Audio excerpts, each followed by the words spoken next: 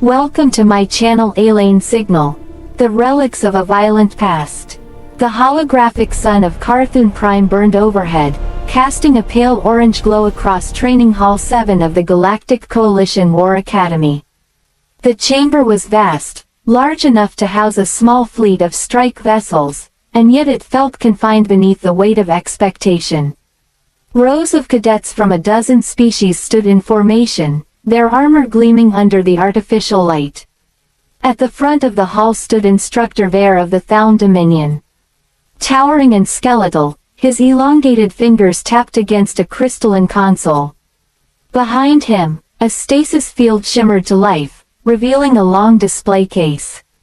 Inside were weapons, not plasma lances or gravitic disruptors. Not adaptive nanoblades or phase sabers. Metal, cold, solid, primitive metal. These, Vare began, his voice amplified and resonant, are classified as ancient human blades. Recovered from Terra's pre-interstellar conflicts. Today, we study them. A ripple of confusion passed through the cadets. Among them stood Cadet Mara El-Sayed, the only human in the current intake. Her dark hair was bound tightly at the nape of her neck, her posture rigid despite the murmurs around her. She felt the weight of every stare. The stasis field flickered off. The case opened with a hiss, and gravitic lifters raised several weapons into the air for display. A longsword, straight and double-edged. A katana with a subtle curve. A broad-bladed claymore. A short gladius with a thick spine. Before humanity achieved orbital capability, Vare continued, they waged war with these. A four-armed Varexian cadet let out a clicking laugh. They fought each other with sharpened scrap. Correct, Vare said calmly. Mara clenched her jaw. The instructor gestured. Step forward, Cadet El-Sayed.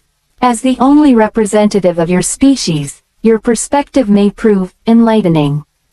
She obeyed, boots echoing against the polished floor. The katana drifted toward her first.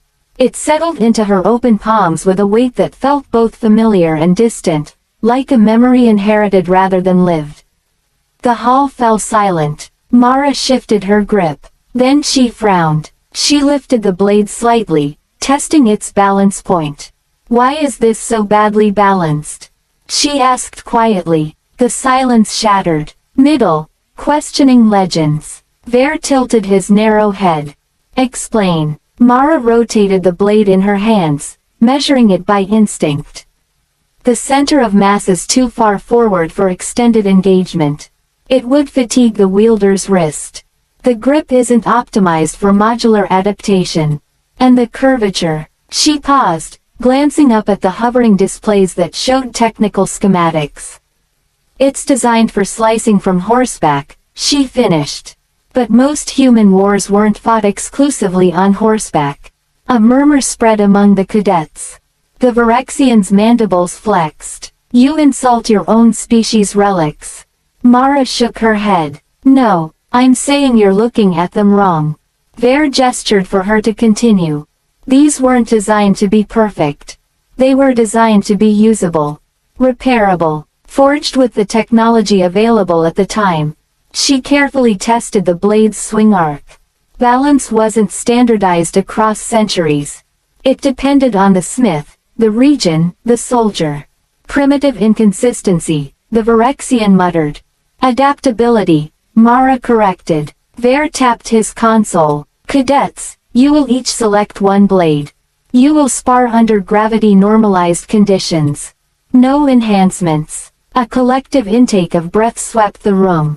No enhancements. Someone asked. None, Vare confirmed. You will fight as early humans did. Strength, endurance, skill. The cadets approached the display hesitantly. The four-armed Varexian chose the claymore, lifting it easily with two hands. A slender aquatic gyron selected the rapier-like blade from a later era. Others followed. Mara took the longsword. The training field activated, projecting a simulation of a muddy battlefield beneath overcast skies. Mara felt the difference instantly. No exoskeleton assistance. No predictive HUD overlays, just her heartbeat and the weight of steel. Pairs formed. She found herself facing the Virexian. He grinned, revealing rows of serrated teeth. "Show me adaptability, human." They circled. The Virexian attacked first, swinging the claymore in a brutal downward arc. Mara stepped aside, the blade slamming into the projected mud with a jarring impact. "Too heavy," she noted. "Too committed," she countered, not with brute force, but with precision. A quick strike to the Virexian's exposed flank. He twisted, absorbing most of the blow, but staggered. The hall watched in rapt silence. The Virexian roared and charged again, relying on strength. Mara adjusted her grip slightly, shortening her hold on the blade. The change shifted the balance closer to her center. She parried, letting his weight carry forward, then pivoted. The tip of her sword hovered at his throat. The simulation froze. "Point," Vare announced. The Virexian's eyes burned with indignation. "The weapon is flawed." Mara lowered her blade. "So are we. That's the point." The exercises continued for hours. Cadets complained of fatigue. Wrists ached. Shoulders burned. Without enhancement, every movement demanded efficiency. Vare observed silently. At the end of the session, he called them to attention. "What have you learned?" he asked. A reptilian cadet spoke first. "These weapons are inefficient compared to modern arms." "True," Vare said. "And," Mara stepped forward, "they force you to understand physics. Momentum, distance, timing. There's no energy buffer to save you. No shield regeneration." Vare's gaze fixed on her. "Humans use these for thousands of years," she continued. "Against each other, against animals, against invaders. They refined technique because they had to. Every flaw in the weapon demanded adaptation in the wielder." The instructor deactivated the battlefield simulation. "You believe the flaw is intentional?" "No," Mara replied, "but overcoming it is." The test. The following week, the Academy announced a live combat evaluation. Rumors spread quickly. Pirate raiders had been detected near Coalition space. A small vessel had been captured for training purposes. The cadets would board it in teams. One restriction stunned them all. "Primary weapons disabled," Vare declared. "You will deploy with only the ancient blades." Protests erupted. "This is madness. They have plasma carbines." "Correct," Vare said evenly. "And you will have steel." Mara felt a flicker of understanding. The boarding shuttle launched. Inside, the cadets gripped their assigned blades. Sweat beaded along scaled skin and synthetic plating alike. The pirate vessel loomed ahead, dark, scarred, real. They breached through a side hatch. The first corridor was narrow, forcing close quarters. Plasma fire scorched the walls as pirates reacted. "Shields up," someone shouted instinctively, then remembered. "No shields." The Virexian roared and charged, claymore raised.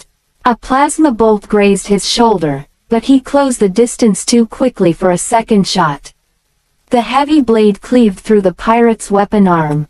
Mara darted past him. In tight spaces, ranged weapons lost advantage. She kept her movements small, conserving energy. A pirate lunged with a vibroknife. She parried, sliding along his guard, and struck with the pommel before finishing with a controlled cut. Her breathing remained steady. The gyron used speed and precision, exploiting gaps. They advanced corridor by corridor. Losses were simulated but recorded. Mistakes punished immediately. At the central cargo bay, the pirates regrouped behind overturned crates. Plasma fire lit the darkness. The cadets hesitated. Mara studied the environment. Narrow catwalks, low gravity fluctuations, cramped angles. "These blades aren't flawed here," she said over comms. "They're perfect." She vaulted onto a crate, using momentum rather than power. Plasma shots struggled to track at close range. The Virexian followed, drawing attention with raw aggression. Mara dropped behind enemy lines. Steel flashed. Within minutes, the resistance collapsed. Simulation complete. Ending.